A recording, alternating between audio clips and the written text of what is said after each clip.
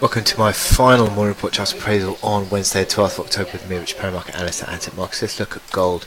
And this gold chart is still just drifting low. It's not really selling off significantly, but it's just minor near-term drift. I mean, you would argue that you continue to post lower highs on the day.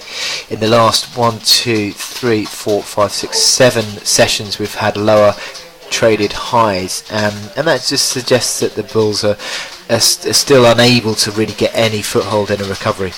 A couple of green candles, but very disappointing moves. Yesterday's negative day again sort of put the pressure back onto the downside. Let's see the hourly chart where you're sort of trading below the 1260 level, 1260 being this dotted red line here, which was an old key level, old key pivot, and you're sort of back below that, so you're sort of trading in a more negative outlook really near term, still falling away. Momentum indicator still very negative. Stochastics seem to be sort of possibly even crossing that lower again, but yeah, no real sign of a recovery yet in this chart. Marginal sort of consolidation, you can argue, sort of in the last sort of day or so, but again, nothing really in terms of a prospective recovery. The resistance that comes in 1265 was actually on a couple of occasions, basically 1265 Friday and Monday.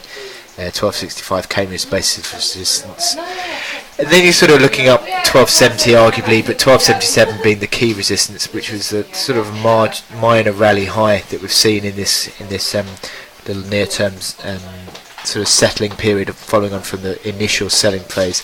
So I'd say that you still continue to run negativity on this gold chart, even though we're sort of $3 up on the day. I think little rallies continue to be sold into. So 1251 I expect to be tested again.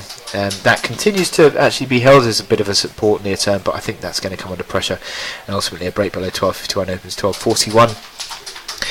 The big top pattern still sort of implies $75 of downside from 1302, so you could argue sort of 1227 is your target, but if you break below sort of 12 again, sort of a close below 1251 would really, I think, open up the downside and then move back towards probably 1200. So I wish you good luck in your trading of gold today, and I will speak to you again tomorrow. Thank you.